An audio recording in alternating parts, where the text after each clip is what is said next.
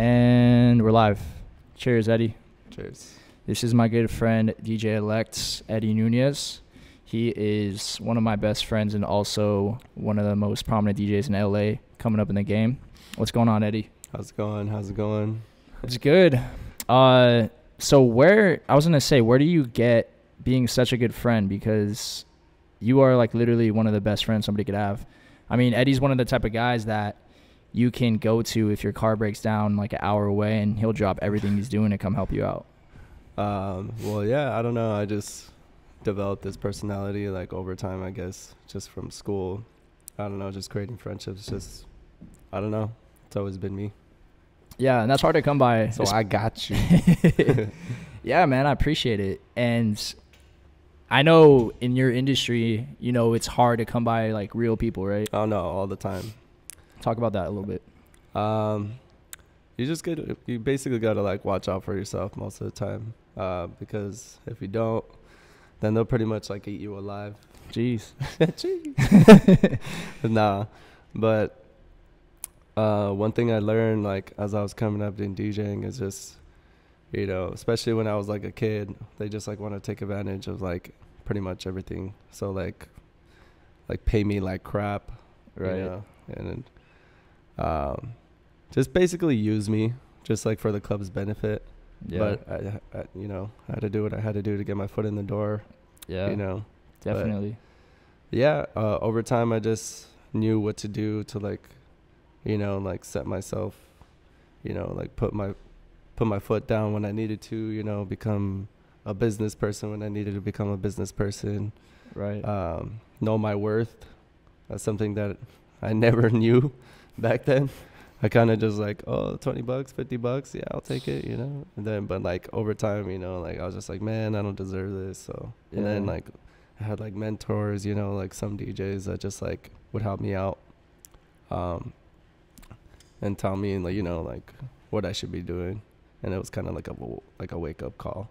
So like in this industry, like you just like grow as a person, as a business person, you know, everything. So like in every aspect. So it's pretty cool. Yeah, I feel like you have to go through those stages at first, right? Like you kinda, all the way. And the thing about you is you did it all yourself. Like you taught yourself. Nobody was really guiding you. You said right until you got mentors later in the game. Well, like but you even know in high school, dude. Like in high school, like every time, even after like football practice or whatever, like I would just come home and just practice. Yeah. At the age of like what, 14? Well, ever since I started like South Hills. Right. So was that 14? I think like freshman year, right? Yeah, freshman year. You were off the Villa Verde house back then. I remember we would go to your house, and that's when Chandler, right? It was Chandler lived next to you. Yeah, shout out to Chandler. I don't know where he's at right now. If you're listening to this, I haven't seen him, talked to him in forever, but used to be close though, right? Yeah. Well, he was my neighbor too, so yeah. And that dude was a crazy hip hop head. Yeah, he was, man. He had albums. He knew like, his shit. Yeah, Nas, everybody. He was like the non-whitest boy I've ever met. Yeah, but I remember we'd go to your house, and then you had that whole basement. You'd practice, and ever since then, man, like just been progressing. Yeah, ever man. Since. I've been trying. That's when the Gotham days, right? Yeah, that was my first club.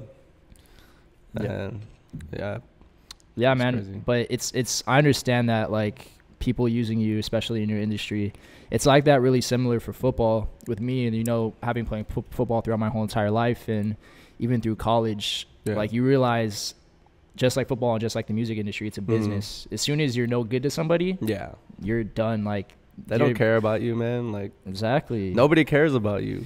It's what you can do. What can you do for them? What you could bring to the table. Yeah. You know? But yeah, that's the crazy thing, man. I don't know. Well, it seems like you've kind of grown a little bit in that sense, right? Like you said, you can kind of sift out who's real or not, and you know who's hitting you up for. And I won't even make it a big deal. Like if like someone's doing me dirty, you know, like all right, that's cool, you know. I just like I won't let it be known, but I also like just I won't deal with you, you know. Yeah. So.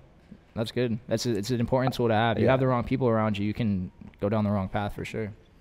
No, yeah, I try to be the most like responsible person out of like the whole situations. Like they could be talking crap about me or, you know, say what they want to say or whatever, but I just won't respond, or I just won't act to it, you know. I don't Yeah. give in anymore.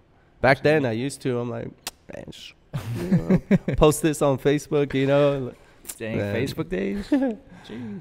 MySpace. Damn, bro. I think I was in the top 8. You're in the top 8. Bro. Posting on bulletins. I'm DJing here. Flyer Damn, party. Crazy how things have happened since then. Dude, bulletins were legit. They were legit. The bulletins were lit, bro. People would post their bulletin, and I mean, MySpace was a whole nother realm. Oh no, yeah, for sure. And you come home, see new comments, new messages. You're just like, oh, hey. bro, I get home, see like requests, comments on my Once you see that whole line of like, bro, and there's no feeling like that. Coming home, checking your like little landline screen, the AOL thing, like, oh. my parents had to limit my MySpace time. I remember that. Same, dude. No. Or the way I had my layout, they were like, why do you have that song? Why do you have that music video? I had like Still Tippin'. Oh shit. Still Tippin'. It was like the girl like shaking her ass and stuff. I'm like, I don't know, I like Come the video. on, son, you out here wilding. Jeez. I pimped out my MySpace. It was like pimpmymyspace.com with the HTMLs. Oh yeah, I'm learning code right now for my job actually, Yeah. and we talked about how a lot of that started in MySpace. Like people learn how to code and they didn't even know it. Dude, like, yeah. I mean, it was coding more the like page. copy and paste, but Yeah, but copy and pasting within the code, which was pretty cool.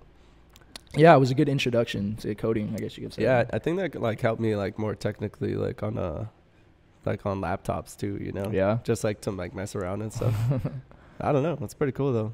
Yeah. Well, we'll talk a little bit about how like you started DJing. Like what got you interested in DJing like from the jump? Like what was it? So my dad, it's like my dad's side of the family, mainly my dad's side of the family. In LA, we would always go to our family parties over there, and like that side of my family is like, you know, it's just like all into like old school hip hop, all that stuff, freestyle, disco, all that stuff. And so my uncle had turntables. He had like stacks of CDs and everything, and I was just like always like so interested because he was always the one like DJing at our family parties, you know. Yeah. I mean, sometimes he wouldn't even use the turntables; it'd be like CDs or something. But it was just like I was just fascinated, like of what he does and stuff. So, just going back to that house all the time, I just like learned like what music works and what doesn't, and that's when I grew into hip hop, house, freestyle, disco, all that stuff. And then my dad listens to classic rock, so it was just like an overall like I listened to pretty much everything, you know. And so my uncle was like selling his speakers, and so before going in my freshman year, that's when it was like my 8th grade promotion. My mom asked me what did I want for my promotion, and I was like a big like gamer freak. Yeah. Like usually I would ask for like, you know, like an Xbox or something. I was like, man, nah. So Man. I was just like, you know, what do you think? Like, can we get like those speakers or something, you know? And Yeah. like I'll like try to like help out with the turntables and stuff, because I was also on YouTube, and I was looking at like old like scratch videos of like I forgot his name, Qbert. And he was like, yeah, his name is Qbert. So he Super was sick. one of your like early inspirations then? Yeah, like me and my brother like watched this video of like him scratching like at a DMC championship thing, whatever. Yeah. And I was like, that would be sick, like to learn how to scratch and stuff. So we got the mixer and the speakers and turntables from my uncle. Yeah. And we just set it down on that basement. And those turntables were really old though. They didn't work because they're in his garage, and Yeah. they're from 1994, dude. The techniques, Damn. yeah. And so I found somebody to like restore them, paint it. I did everything. I fixed those turntables up. And he told me you could only borrow those because they're mine. But I was like, dude, I He doesn't fixed make you them. give them back to him? I still have them to this day. Dang, finesse. Yeah.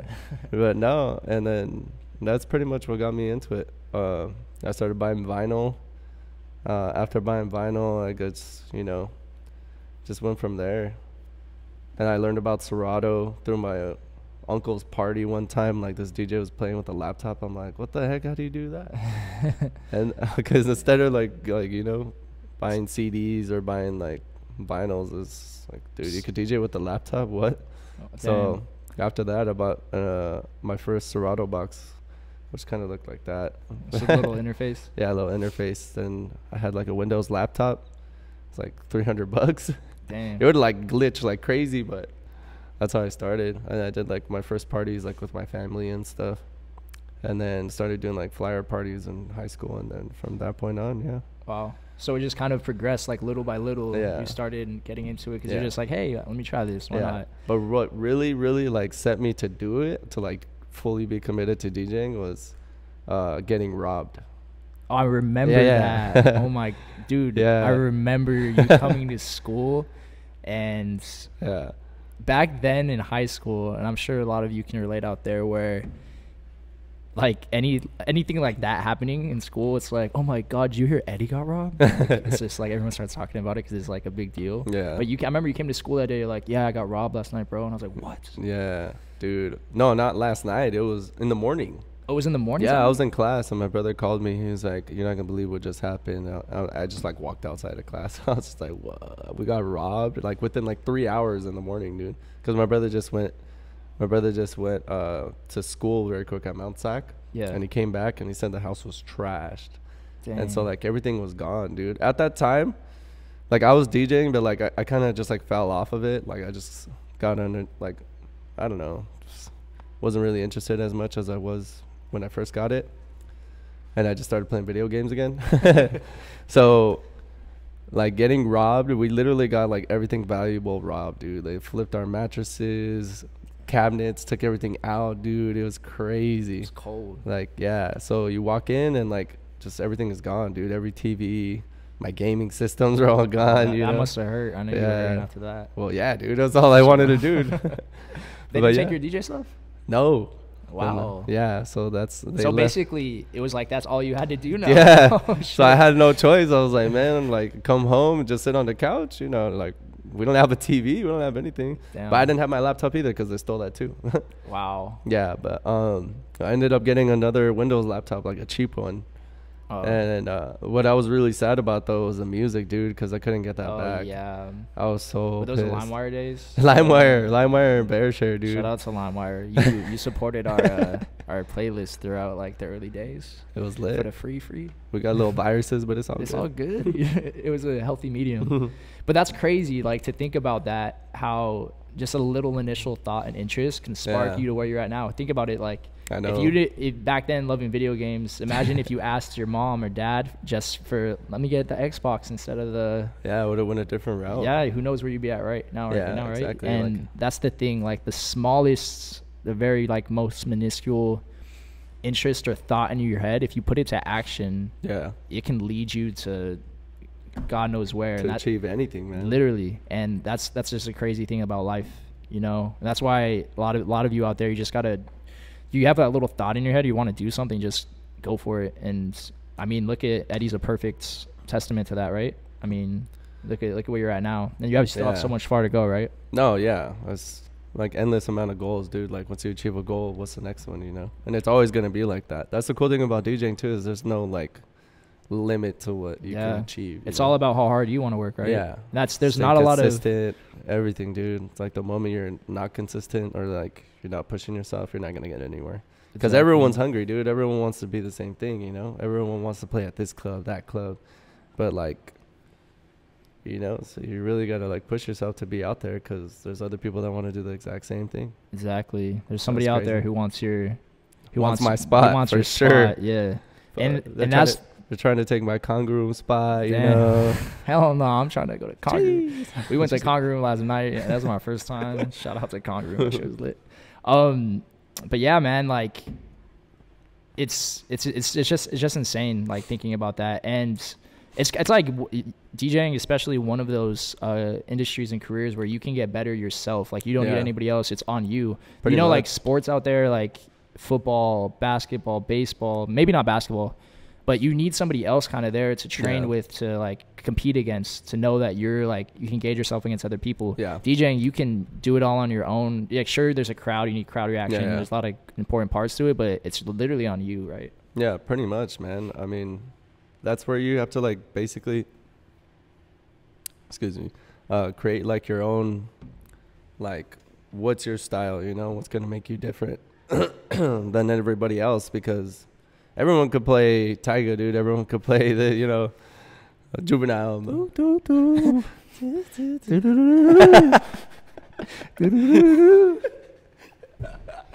Yeah, I feel you though, man. You're Yeah. keep going though. What you're saying? But no, like that's why you have to like create your own like DJ personality, because like Yeah.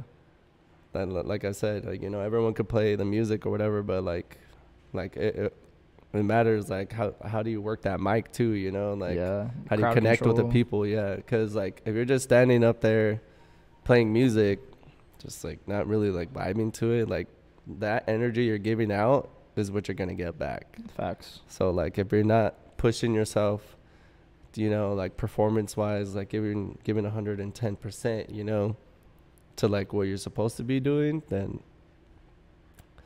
yeah, man, like I just feel like, well, that's like one of the most important things to do as a DJ, and like create yourself. Yeah. And like sometimes like people like it's kind of weird, but they ask me like, oh, if I could like teach them how to DJ or something. I'm Yeah, like, I'm sure you get that dude, a like lot. the best advice I could tell you is learn yourself, dude. Like just practice every day. Definitely. Because if I teach you, you're just gonna learn everything yeah, from me. that is true. Like you're gonna become like another me. Like nah. Nah.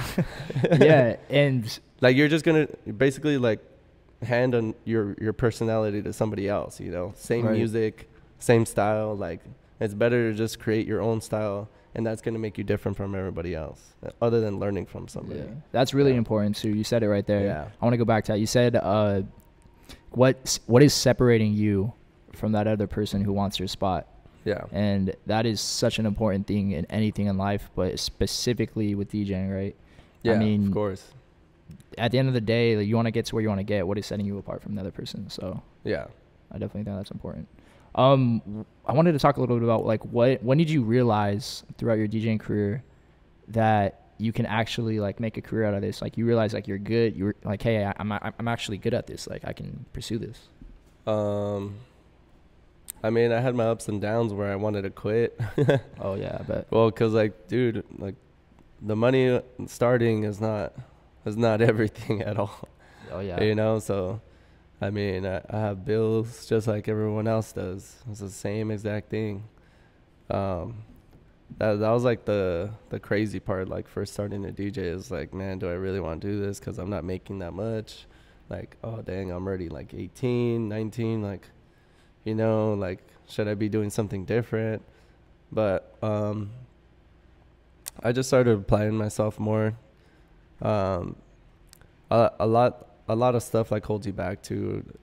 That's when you learn like your choices, like what you should like separate yourself just to make you a better person. Right. Like career wise, like personality wise, everything like that's like best for yourself. And I don't know, I think over time, just like DJing clubs and stuff, I was able to like slowly like raise my price, just because like how I was saying, like knowing your worth, you know, like, hey, like you're asking me to bring like 50 people, like party bus to your club, you know, I'm doing it every week. I'm like, man, if I'm doing this for you, like I'm doing this more than anybody else is doing it. So like, hey, give me this money, you know? Right. And then I started getting offered like, you know, different money and stuff. And then I started like say for example, like Playhouse or like the Heist and stuff. Like, dude, I would just like email them, like write them, like, and then they like, you know, would help me out. So you kind of did that yourself. Like you managed them, like put yourself out there so they can book you. Yeah. So like, shout out to Jason. Jason, Hyphy Crunk. Like they got me when I was like 19 or 20. Like was that DJ'd your at first? Playhouse, Was that yeah. like your first like big gig? 21 and over. Yeah. Like 21. No, I For remember. sure. I wasn't even 21 yet. Oh yeah. Yeah. And they gave me my own spot on the top floor. You had to like kind of sneak in, no? Or Yeah, I had to go super early before the security got there. That's right. Yeah, I remember. and I had to go that. through the back door. It was crazy, dude. Like every time, every time. That's why I couldn't be late either. Because Right. if I was late, I wouldn't be able to play because I have no ID to walk inside. And Playhouse is a big club, man. in Dude, LA. I know. That was like one of my biggest accomplishments, like when I was younger too. And then they got me to open up for Mustard too. Oh yeah. Yeah, that was tight. And I remember you told me a story about Playhouse. Weren't you like chilling with Justin Bieber or something? Oh yeah, they came to the club, but he was like surrounded by like all the security guards and stuff. But like after that, like I was able to meet him. He was pretty cool. It was weird though, but cool. Didn't you say like you couldn't have your phones out? Like, you put your phones away. Some girl tried taking out her phone and got slapped. I remember that. She was like slapped. That, and the security was like, yo, like, no recording. I said no recording. I was like, damn. Women's violence is not okay, but that's funny. I was about to pull up my phone. I was just like, no, never mind. But so do you think like at that time, like you were always DJing like Gotham and little gigs like that, but do you think like when you got Playhouse, you're like, oh shit, like this is so real? Like that was actually one of my goals too. So I was like, oh, I want to DJ Playhouse. You know, there's like certain clubs I wanted to do before I hit a certain age, and so. Yeah, so like once I started like executing those goals, I'm like, dang, if I could do this like this quickly, like I think I can make something out of this, you know? Yeah. Like it's gonna take some time, but I see some progress. It's not like I'm going backwards, you know. So once I saw myself and like what I'm capable of doing, and that just gave me like more confidence in myself, like as a DJ, like so yeah, I just like progressed from there. And like, and how have you progressed since then? Like oh man, it's crazy. I'm not required to bring buses anymore. I could tell you that. Oh, dude, that was the party show. buses, yeah. like, man. I remember a few gigs. I was trying to help you out. Like, yo, come to. Yeah, I'm like, dude, invite everyone. You know. Yeah. And that's like the crazy thing. Like, you have to like network so much, like meet so many people, which is cool. Like, you create friendships and stuff, you know. But I also didn't want like people to think that I was just using them just to come to the club, so it makes me look good, you know. Yeah. I actually valued like everyone's friendship. It's just like That's sometimes it seemed like I was just like telling them like, hey, you know, come to the club, and they're like, oh, that's all you invite me for. Like, yeah, I'm like, that's all I do. And being like we touched on that earlier, how like you're such a good person, a good friend, that like you not wanting to like use other people because you don't want to be used, but at the same time you have to do your job. It's like, it's unfortunate, but I mean, it's a good time regardless. It's not like I'm telling them like come to work, you know. Yeah. I mean, I'm asking them to come out to have a good time. That is true. Share a good time, you know. Have a beer. Hey. Cheers. Yeah, definitely. What artists inspire you? Like DJ wise?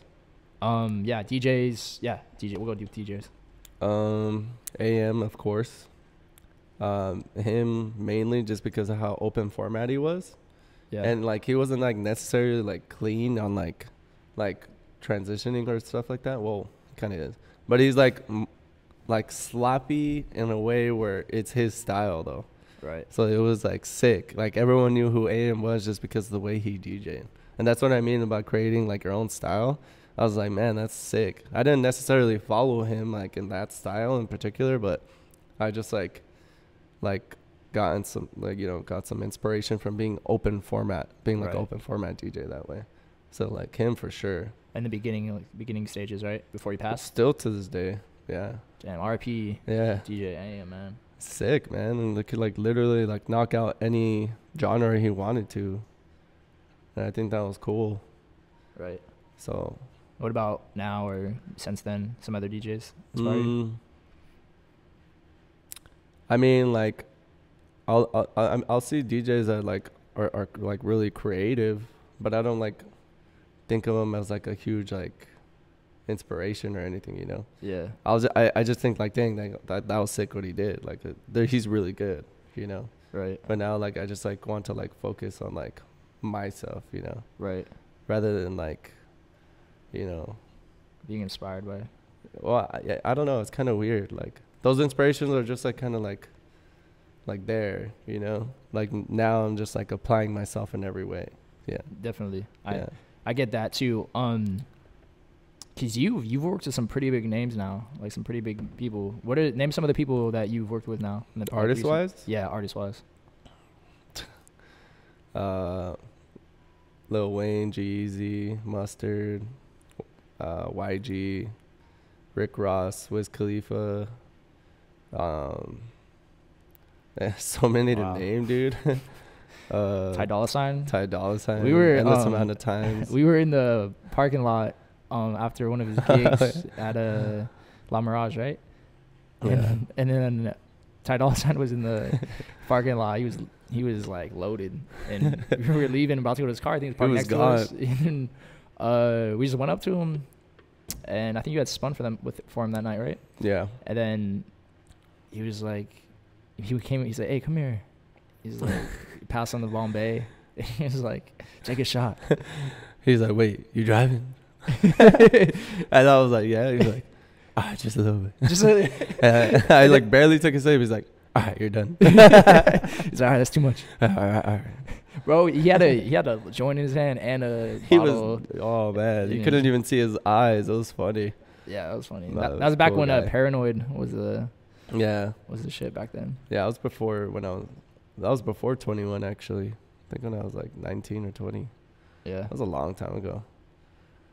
But yeah, like, dude, time flies so much, like, in this industry that just feels like it was like a couple years ago, you know? Yeah. I was like a really long time. It's like 5 years ago. Have you ever been starstruck by like anybody you've worked? Who like? Oh yeah. Who you've even starstruck by? Actually, only one, really. Who? And that was just Wiz Khalifa, dude. Really? Yeah, man. Because that was like one of my favorite artists. So like, yes, DJing for him, dude. Really young too. Oh man, I was just like DJing, and then I was just like looking to my left. I'm like, man, that's fucking crazy. I'm like, I'm really DJing for this guy right now. I was so nervous that I messed up one of his songs though. You did? Yeah. I didn't tell you that? No. Oh yeah. What did you do? So we had a list of songs I had to play for him or whatever. And he had gave me a USB. Oh no, his manager gave me a USB to play like the songs that he has. Yeah. But I was just like in my head, I'm like, dude, I have all these songs on my laptop. Why do I need the USB? You know? Yeah. So as I was going through the list, I think Black and Yellow was the last song, and I played Black and Yellow. I saw it on my laptop. There was like 3 different versions of Black and Yellow. It said the same thing, Black and Yellow and Wiz Khalifa. So I'm like, oh, maybe they're all the same thing, you know? Dude, it wasn't. I played it, like everything was cool, you know? Like, yeah, you know what it is, Black and Yellow, Black and Yellow. And then it went to the verse. Dude, it wasn't Wiz Khalifa. It wasn't Wiz Khalifa on the verse. Was it like a cover? Yeah, I don't even know who it was, dude. Oh, no. It was like some like no-name rapper that I downloaded on I don't know what. And then like Wiz Khalifa just like looked at me. He's like that ain't me, bro. What did you do? He was like, hold up. I was just like, and dude, it was embarrassing in front of everybody. I was just like thinking in my head, like, what's going on right now? And then, but he wasn't like tripping out or anything. It was just more like a funny situation. Right. But it was embarrassing though. It happens. You got to roll with the punches, right? Yeah. Have you ever had like what's the most embarrassing moment you've ever had DJing? Probably that. Probably that, because it's such a big name, right? Yeah, man. I think one of like the hardest ones was Gucci. When I was DJing for Gucci. You DJing for Gucci, man? Yeah. Damn, I didn't know. You didn't know that? I did not know that. That was a heat. Was that when he was fat or when he was? No, that's when he released the album. It was his album release party. Oh, and he was that was when like the clone rumors were going around. Everyone thought Gucci Mane was a clone. Remember? Oh, because he looks like different, or I mean, yeah, there was like a rumor going on back then that like he got out of jail, like he got cloned or something like that. But bro, Gucci's a perfect example of like turning your life around, bro. Dude, it's crazy. He's glowed the fuck up, like yeah, for real, like legit, like just did a complete 180, dude. Yeah. Like You look up living your best life in the dictionary. There's gonna be a picture of Gucci Mane like doing his thing, living his best life.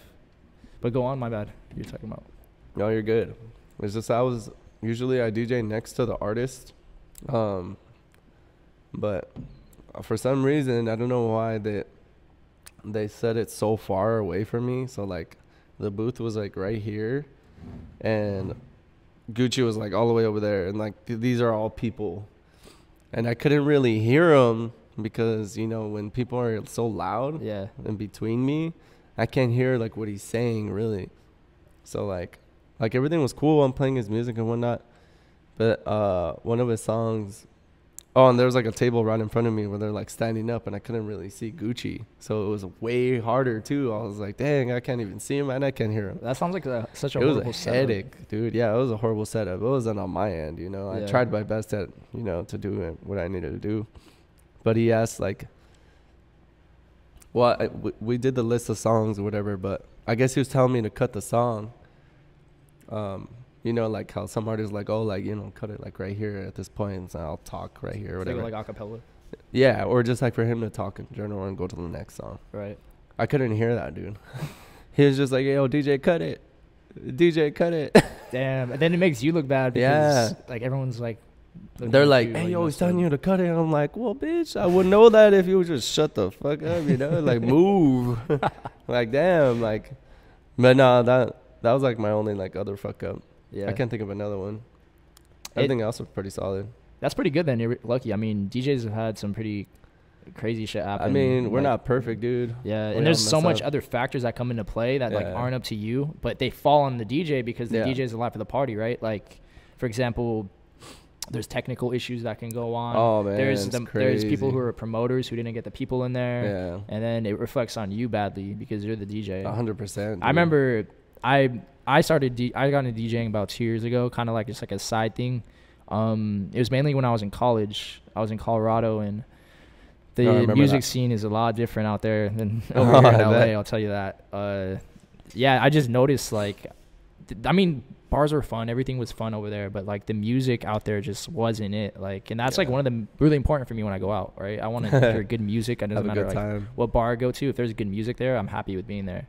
Yeah, and facts. I was just like, honestly, there's something missing. Let me like, give me the aux, basically. give me the aux. So yeah, so I started DJing and like I got good. And what started is like I started it by myself. Like I started doing it on myself, right? My transitions are still shit, like, but my playlist and my track list and like what I played was like what mattered the most, right?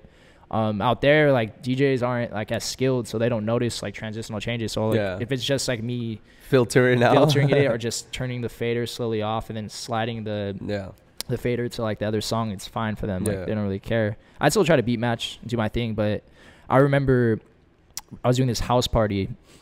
Everyone was there. Like a lot of people I knew from college were there. And I went on and I shouldn't have done. I got pretty lit before the before my gig, before my set time. Yeah. So I got on and like I was like, it was just a disaster, bro. Like I was like playing tracks and I didn't know what was going on with like my Serato, but like it just decided to start updating as soon as like my set went on, bro. And like one of the decks wasn't working, the other one was working, and like me trying to figure out what was going on while I was lit was like the worst thing possible. You're like trying to figure out technical issues is hard enough. So when you're lit, it's just like, why is this happening? And then on top of that, I had a jacket on like this, and I was like a little buzzed. So I was doing my thing. I was dancing, and every time like I'd make like a little move, my jacket would hit the fader and just cut the music. Happened like 5 times. You think I would stop like after 5 times, but it happened once again, and then I started getting booed, and like it was not a good feeling. But you're like, oh, what the fuck? Yeah, I'm like, I don't know what's going on, and then like like a minute of silence, and people were like, what the fuck? Blah, blah, blah. Minute? Like yeah, bro, like literally. Because you couldn't figure it out. I couldn't figure it out, and then I'm like, oh, it's just the fader's on the wrong side. You're lit, bro. Most embarrassing thing ever. That still happens to me sometimes though. Really? But I know it's a fader. Yo, you know it's a fader. Yeah, like I'll wear like a jean jacket or something, like, or like something long sleeve, or like I'll reach for something and like the side of it, you know? Yeah. It'll get caught and it'll just like easily move and I'll be like, oh, just go back. Yeah. And then when something like that happens, you just go home and you just like feel like shit. Yeah, you're like, man, people are gonna think I'm whack. Yeah. But I mean, you got to realize, and I'm sure you know this, like it's gonna happen. Like no one's perfect. Like little hiccups like that are gonna happen. Yeah. Every now and then you just gotta like embrace it. Clear your head, move forward, and make sure you don't do it again. Yeah. But way more good times than bad times, right? Yeah, for sure. I remember always a good time. I remember one of the stories when I was with you. We met YG in the parking lot of Heat Lounge. We pulled up and YG was lit, bro. He was drunk as shit. he like showed up. He was like, was bull. He's like, yeah, was bracket. bracket. I'm like, bro, why you going like he had that, a bro? bottle of, like Ace of Spades or Dom Perignon in his hand. Like it was walking out the Mustard and club. YG. Mustard brought his I8. Yeah, I remember that. Yeah, that's when the I8 just like barely came out too. Yeah, Right? he just like bought it. Yeah, and then I was just like, Dude. bro, Oh, he threw the bottle too. Remember? yeah, he threw the ball at the wall. Just He's like, wrecked man, this I'm shit. tired of this shit. He threw the bottle and it's just like, bro, we're just like tight. Bro, if that was me, that the thing, I think I was like 20, 21 at that time. And Yeah, that was a long time ago.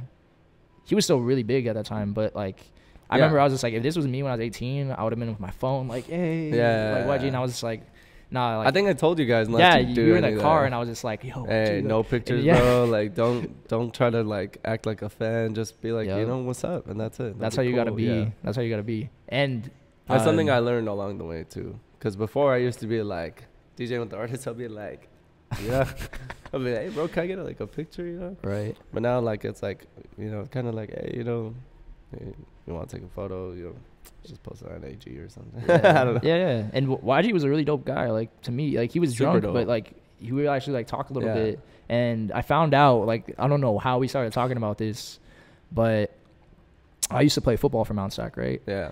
And I guess back when YG was coming up, Yeah. he used to record out of my defensive coordinator's garage or something like that. Oh, damn. Coach Yona, shout out to Coach Yona, Sac Dogs.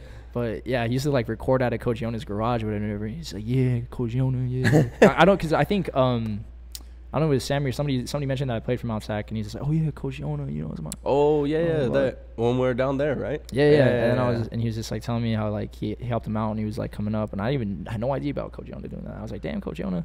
Oh, it's because we were talking to Gloves. Oh, he's security guard. Security guard. Right. Shout out to Gloves. Yeah, he's a cool guy, right? Yeah, man. That was a crazy moment, though. Yeah, it was really cool. But yeah, I mean, being starstruck and just the fact that now that like you're working with a lot of the people that you like kind of looked up to, or you, like they're like big artists, it makes you like more comfortable like being around those big artists, right? Yeah, big time. So like now, like when they say, oh, you're gonna DJ for this artist, I'm like, all right, cool. I'll have the setup. I'll just ask him like what songs he wants, and we'll go from that. Right. So like it's more easier now. Yeah. Oh, you know what? I had another starstruck moment. What? Oh, you weren't there though. I thought you came that time. What time was this? When YG invited us to go to Why You Always Hating music video shoot. Oh yeah, I remember. I wasn't in Colorado. And what's it called? I didn't know if Drake was gonna show up, but they were like, end up showing up, right? Yeah. YG was like, oh, Drake's about to pull up right now. I'm like, what? Yeah. And we were like at this like parking lot in like in the back, like low key, you know, like filming like or getting ready to film whatever. It was Ty Dolla $ign there. Everyone was there. And then Drake pulls up in his Aventador. Damn. Yeah, it said like OVO on the license plate. I'm like, damn, sick. Everyone's saying what's up to Drake, you know, like, because everyone knows him. Oh, yeah. I didn't know anybody like really there, so I was just like, damn, it's kind of weird, you know. Yeah. Over here sitting next to all these like video vixens. Was Drake accessible to you? Like, could you went up to him and shit? Well, no, I said what's up to him, but he was like saying what's up to all the girls and whatever. And then like, you know, came towards me and I was like, oh, what's up, bro? Like, I just acted normal, but I was just like, bro, I did film him for a little bit though. You did? Yeah. Oh, I think I remember. I pulled up my Snapchat. I'm like, oh man, I gotta record this. Like, everyone's gonna go crazy that Drake's right here, you know? Yeah. And nobody even knows because we're like, this was like Melrose, and then this was the building, and we're behind this building. And so like, imagine if all these people knew that Drake was right here, Drake, YG, like Ty Dolla $ign. Mob scene. Oh, bro. But then people started finding out. People that were just walking by, they were like, whoa, what the hell? People started taking videos from the street, dude. It just like, boom, boom, people after people, and then it spread out, packed.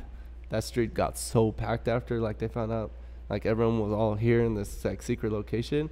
And then that's when they started filming, and they came out of the Aventadors and just filmed on Melrose right there. Damn. Yeah. I don't know if I would have been able to contain myself. I'm a huge Drake fan. Dude, it was pretty sick. A fanboy, like. He was like saying what's up to everybody, and like, I was just like, what's good, bro? Drake, like, man, dang. one of the most influential artists of our generation, no doubt. Yeah, that was tight. Yeah, man, but I definitely feel that like working with some of your peers, like you just realize they're humans. They're just like you and me. Like you, so many times, like oftentimes they're like looked up to, obviously for rightful reason. Yeah, they're inspiration to people, and I mean, they've worked hard to get where they're at, but you realize that like they're just normal people. When you're like younger, you look up to these artists and these celebrities because you think they're Superman. Like pretty much. Like you idolize them. You put them on a huge platform. Yeah. Until you start working with those people, they become your peers. Yeah, pretty much. And I realized that playing football, right? Yeah. When I was younger, middle school, elementary school, younger than that, I used to think like NFL players were like, oh, like crazy. Like I would worship NFL players, bro. Like I would like study them. I was a biggest fanboy about NFL players. And then as I started getting older, playing throughout high school and college, now I know like I have a lot of really good friends that are actually in the NFL that are in the league, right? And you just realize that like, damn, they're just like I know him, like he's just my boy, like he's nothing like crazy, but like he's good at football. He's a professional. He plays in the league, but like it doesn't change who he is. Like he's still like a normal person. He's just a friend. working person. Like. Exactly. Yeah. And that really changes your outlook on a lot of things, right? Like no, big time, man. So I don't know. I think that's when you like start getting like accustomed and like start realizing that like anything's like possible, really. Yeah, it's an inspiration to you. Like if this guy I know so well can do this, like, why can't I? Exactly. Yeah. Well, so is there any artists you would right now that you would like love to work with? Dude, ASAP. ASAP Rocky? Yeah, dude, that's like my main like goal is to like DJ for that full song time. That'd be sick. You know what that I thought about right now is that's my favorite artist. Is it? Yeah, that's my favorite artist. Your favorite artist? Yeah, favorite. Wow, I didn't know that. You didn't know that? I knew you loved ASAP, but I didn't know he was your favorite artist. ASAP, Wiz. I have to think about the other one. but nah, but be sick. The difficult part about that is I feel like a lot of those like East Coast rappers don't really perform out here in the West Coast. Like it's harder to book them, right? No, yeah. No, I mean we could, but it's just they don't pull the trigger. Yeah. Well, we could. I feel like a lot of clubs out here and venues, they tend to book like West Coast artists for the most part. No, right? yeah, pretty much. Yeah. So you said, that actually brings me to my next question. Like, what are some artists that you're feeling right now? You said Wiz. Well, definitely like the Latin scene is just crazy right now. Blowing up. Like that'd be sick to DJ for like Bad Bunny or like Arizona or anything like that. But that's like kind of like unrealistic. That's like DJing for Drake. Really? Bro, like Bad Bunny. I know Bad Bunny's big, but like it's like $400K to book at a club, dude. That's insane. That's not gonna happen, dude. You don't think so? At least not for me, not right now. Maybe later in time, you know. Who knows? Right. Still a lot to go. Who else? Anybody else? I don't know, man. I mean, there's always gonna be artists I want to work with. It's just when it's time to, you know. Right. Then it happens. So I kind of like. You let it happen organically. Yeah. Would you say? I don't like to like be like, dang, like I want this or whatever, you know. Like if it happens, it happens. And it's cool.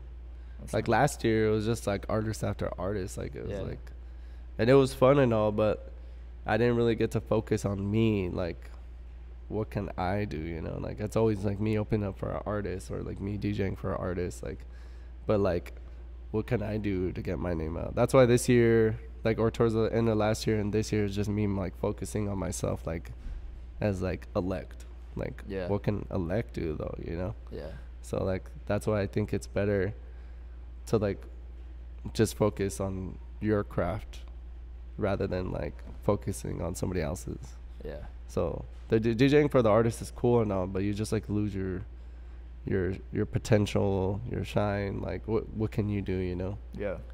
So I think it's like more important of just like having your own show instead of doing somebody else's show. Yeah. It's pretty sick. And that's super important. You just mentioned it. Like, what can you do for yourself? And taking care of yourself in your industry is like a big factor. Like, how do you focus on your mental health and your just not burning yourself out, you know? Well, definitely had my ups and downs, man. Yeah. I mean, especially this industry, like everyone has like, you know, gets to like a low point, you know, has like their mental issues. I for sure had my low points all the time too. But it's just stuff that you have to go through, like to make you like a stronger person and to pretty much like shape you on what you need to be, you know? Yeah. So over time, like you just like learn how to like balancing everything out, you know, slowly but like gradually. And it's I'm sure it took some time to learn that, right? Oh yeah, super long, dude. I've been DJing for 10 years. Like I barely feel comfortable now. Yeah. Yeah. So I mean, the average weekend for you is like DJ Thursday, Friday, Saturday, Yeah. sometimes Sunday, right? yeah, like I'm supposed to be DJing today, but it got moved to tomorrow. So Yeah. and then I DJ Tuesday too, which is wild. Yeah. So Damn, it's a whole full booked week for you. yeah. So, yeah, Thursday what do to you- what do you- Tuesday. What do you do to Mhm. like not burn yourself out? Like, what are some like some methods and some things that you do to keep yourself like sane, I guess? The gym for sure has helped me a lot, like physically and mentally. Like I used to go like to the gym like back then or whatever, but that was like before like my accident on my arm, whatever. Oh, yeah. So I couldn't like really do anything. Then after that, like lost a lot of weight. I think that was like messing me up too, What? cause I couldn't go to the gym or like. Oh, when you so, had the like, accident. Yeah. So like I lost a lot of weight. I weighed like 150, dude. It was like pretty bad. Oh my God. Yeah. I'm at 190 now, so Damn. yeah. Dude, it was pretty bad I for like see my you. height. Yeah, it was crazy. Even in dude. the Like you see my gym. bones. Like, it was you were bad. pretty skinny, bro. Yeah, dude. It was pretty bad. So, like, yeah, the gym. Sleeping before a gig is one of the most important things I do now. Right. That I learned that it helps me. Like, for example, yesterday, like, dude, we had like a full day yesterday. We only slept 2 hours the night before, and then raced the car Yeah. all day. Got home. I only slept like 2 or 3 hours, but that was like crucial to being awake at Conga Room. We had a good night last night. For Yeah, you, and it was for, sick. for the listeners out there, me and DJ Elekt, Friday night went out to one of his gigs, Sevilla's, right? Sevilla's Long Beach, Yeah. and the next morning we'll actually get into this a little bit later. We went to go track his car, and went to the Beamer Fest and had a long day there. We were there from like 7 in the morning till 4 or 5 p.m. Yeah, 4 or 5. And yeah, so which means we woke up at 6. We didn't get home till like 3:30. Yeah, 3:30. And then that same night we had another gig. Yeah, man, it was insane. Hey, you wanted to come into my life. You know? Yeah, I've done it before. Like I always go out with Eddie to his gigs, but like I He never, gets burnt out. bro. Yeah, he's getting burnt out from like following this guy around. But yeah, I mean, it's definitely important to not burn yourself out, right? No, definitely, yeah, because you'll just that eats you up mentally though, especially Yeah. not getting no sleep. It just like drains you, dude, and it makes you depressed, you know. Yeah. And like that's what makes you just like, I don't know. You end up figuring out like stuff to do though to like not get you to that low point and stuff. Yeah. Yeah. But I mean, it's important too to have like other hobbies and interests, right? Like what are some of the other hobbies and like interests you have other than music and DJing? Well, of course, racing. I love to experience new things though. So like one thing like I've been doing is like traveling. Like, dude, us going to Spain was sick, you know? Like, dude, just like living life, you know? Just go do whatever. Like, I think that's like my main like motto is just like, you know, do whatever. Like, Yeah. why not? You know, we're in this world. We're not in it to work all our lives. You know, we could just do whatever we want. Yeah. The average like human being isn't meant to work as long as we do, like 40-hour weeks and whatever. Yeah. But yeah, I mean, I always knew that too. Like, if I want to take a trip somewhere, like I know I'll hit the group chat like, hey, who's down to do this? I know in my head I'm like, Eddie's gonna be down. Like, if Eddie doesn't have like something pre-engagement, like prior engagement going on, he's gonna be down to go. And I'm always down. yeah, I was just like, hey, Eddie, you want to go to Spain in like next month? He's like, Hey, we're going in September too. True. And talk about that. You first name some of the other cities besides LA, maybe states, whatever countries that you've DJ'd in.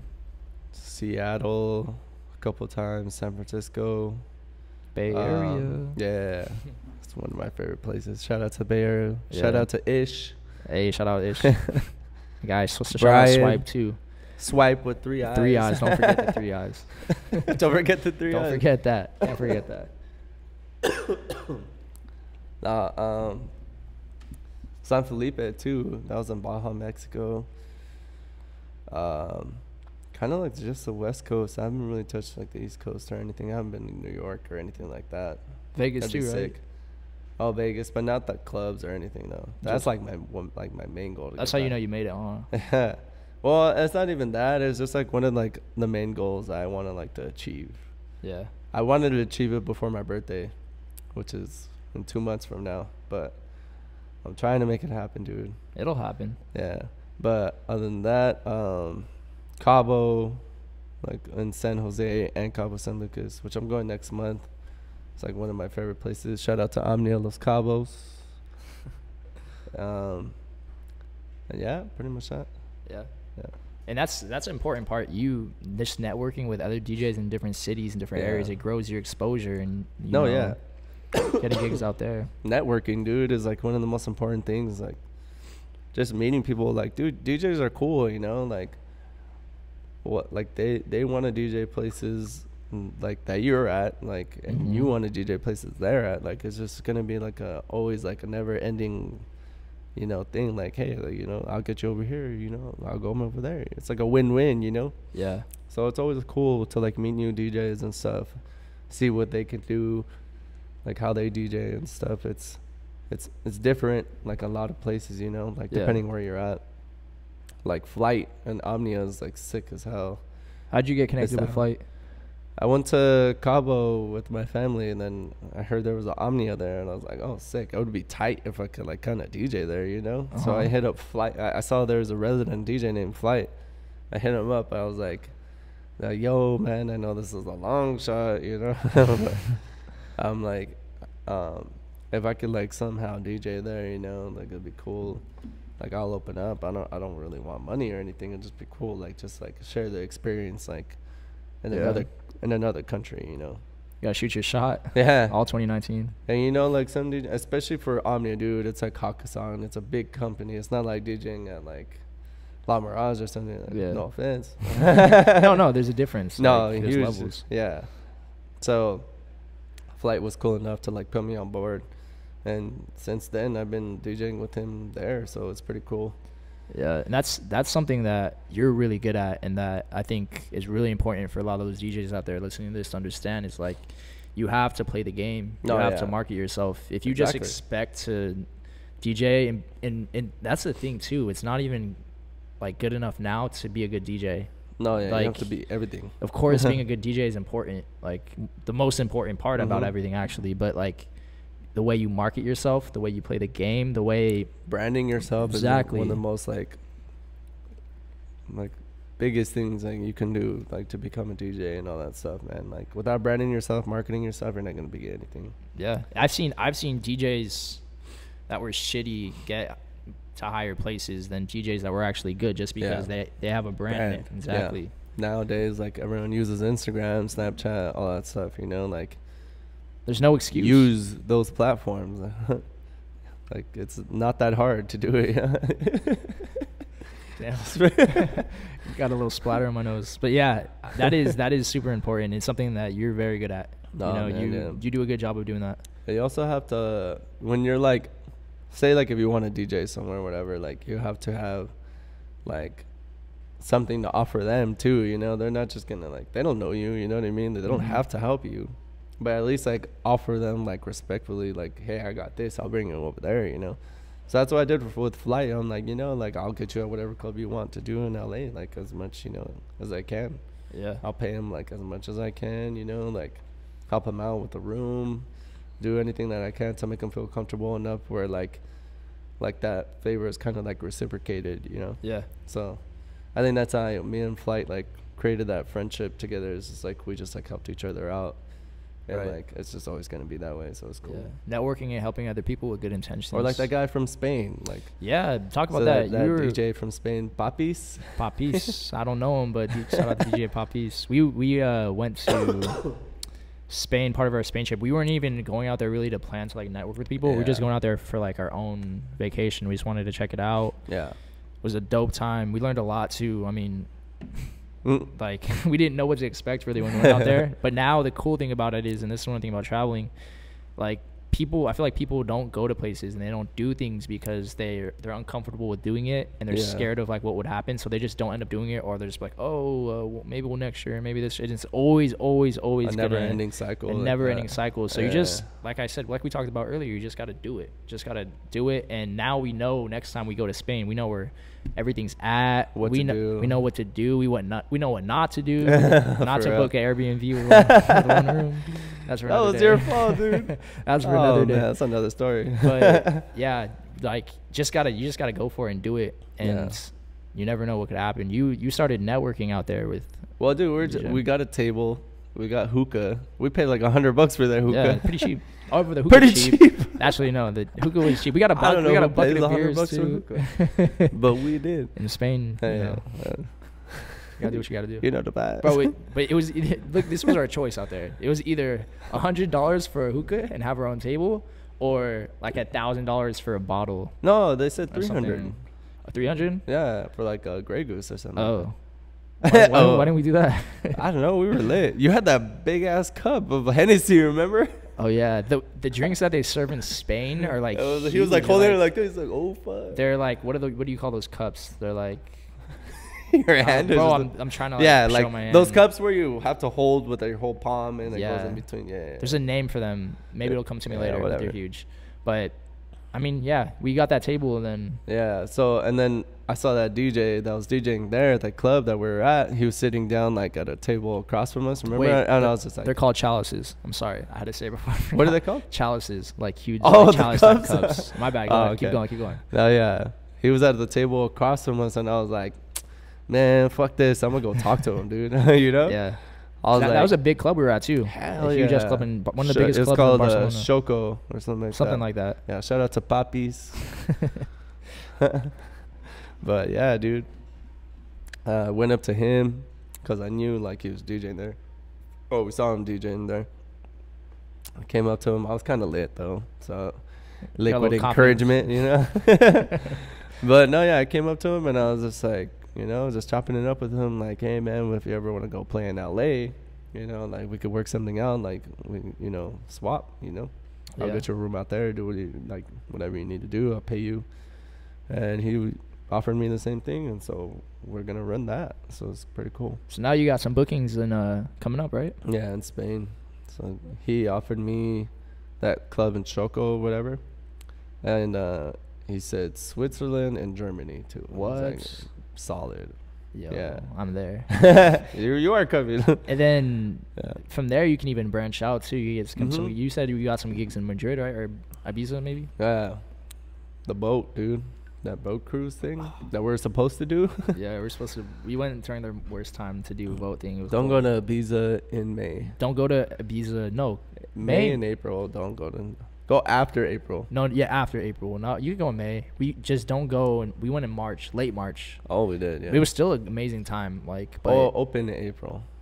Yeah, it opens April or early May, something like that. Yeah, something. Yeah. But yeah, I mean, the reason why we went is just spontaneous. It was a good price to go there. So and I don't regret it. It was a good decision. It was lit. We had a good time. Yeah, it was tight. 100%.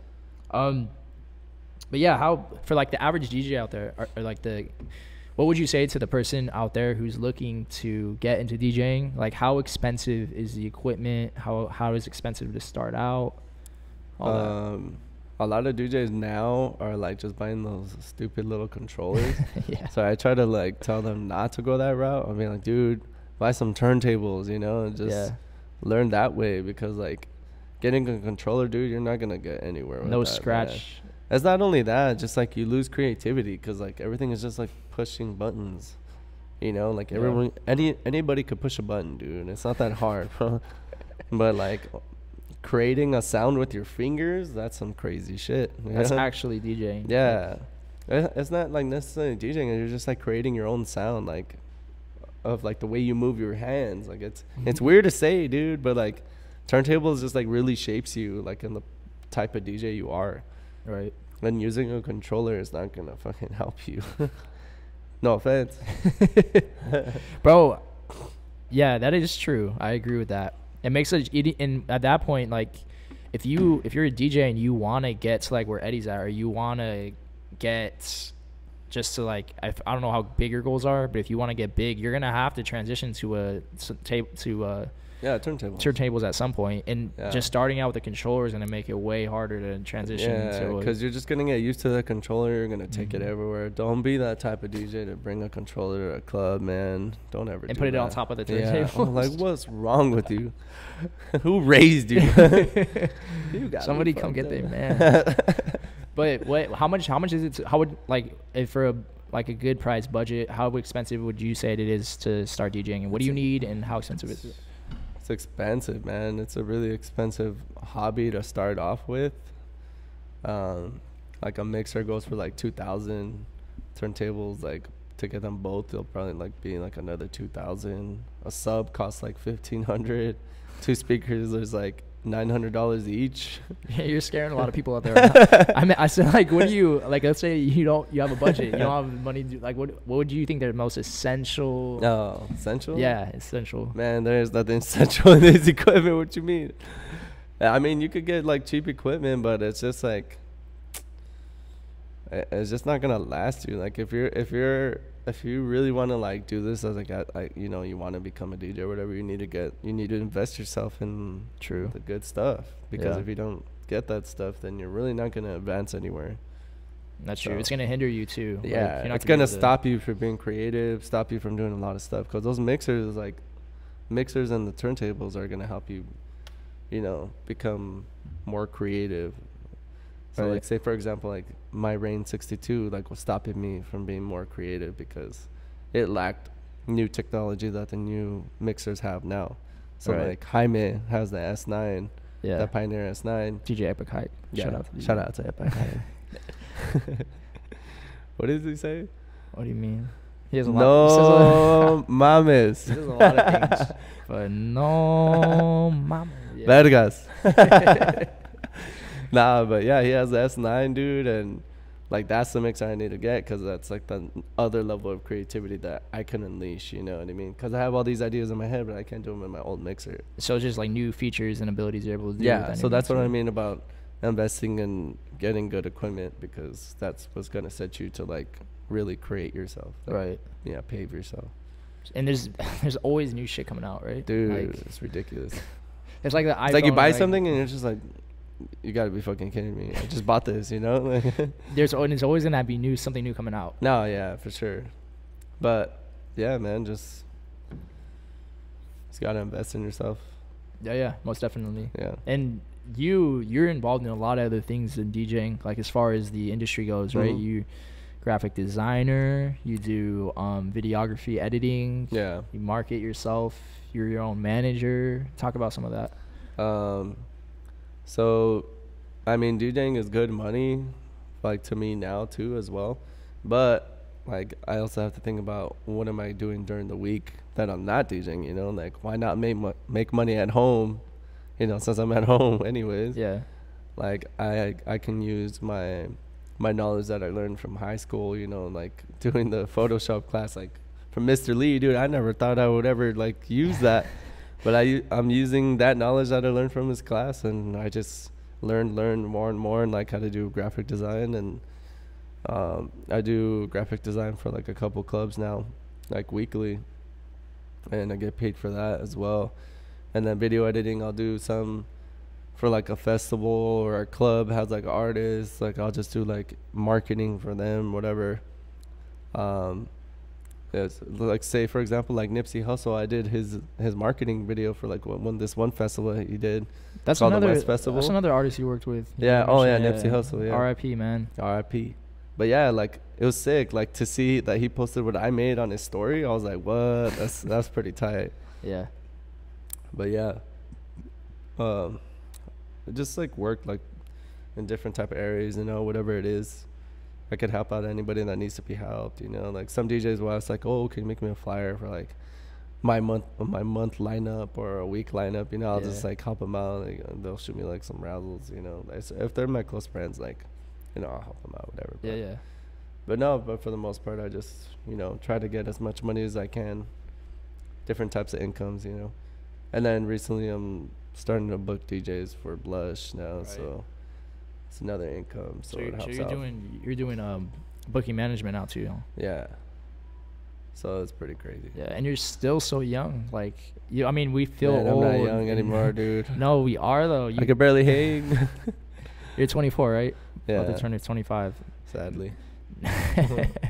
Sounds so depressing, but no. I just turned 25. I mean, it's all about your perspective on everything, man. Like, I mean, we feel old. Life is going by so fast. I feel like when you're in school, like a 16-week semester, whatever like it may be, time goes by so slow. But as soon as you get out of school, or as soon as you're just like doing your own thing, doing your thing, having fun, time is like flying by like insanely crazy, dude. Like, dude, I just feel like we just turned 21 not too long ago, you know? Like, where did the where did all the past 4 years go, dude? I got some good memories from those past 4 years. Facts. but yeah, I mean you're at the end of the day though, you're still young. Like and from you, like the past 10 years you've been DJing, right? Yeah. Like you've progressively starting to pick up these other assets and skills that have resulted in like multiple sources of income for you, right? Yeah. At the start, when you started DJing when you're 14, 15, 16, you didn't know how to do graphic design. You didn't know how to do videography editing. You didn't know how to book, like be a booking manager.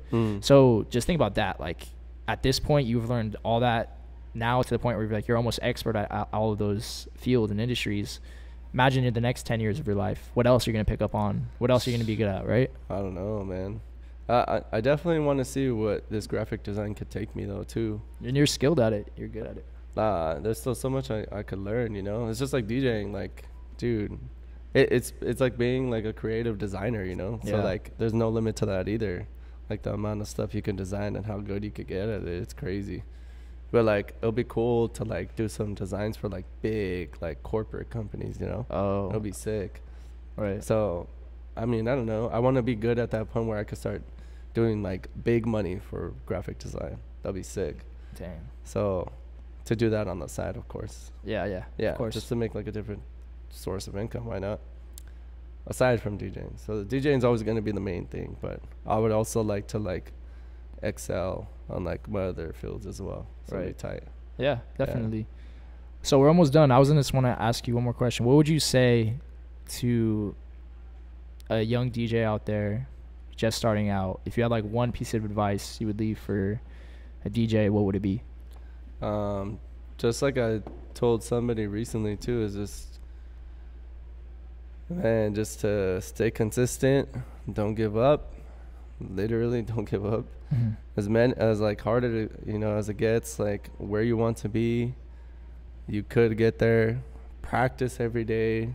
Like when I say practice every day, I'm not exaggerating. Like it's really like every day. Get home, do it every day. Yeah. And like trying to learn how to scratch, just like go like this on the table and like slowly learn how to scratch. Like that's how I learned how to do the crap scratch, by the way. I just did this in high school. I was just like every day I was just like that until I got it down. I was like, all right. It's crazy though, but like you just like teach yourself to do things, you'll end up doing it, Yeah. And just go out there, network, talk to who you need to talk to. Don't be shy. Be open to talk to people. Create friendships. Do what you need to do, brand yourself. Spend that money that you need to spend. If you don't even have money, you got to do what you got to do to get out there. And yeah, just stay consistent after that. Once you get the ball rolling, just keep it going. Yeah. And that's pretty much it. It does. It takes practice.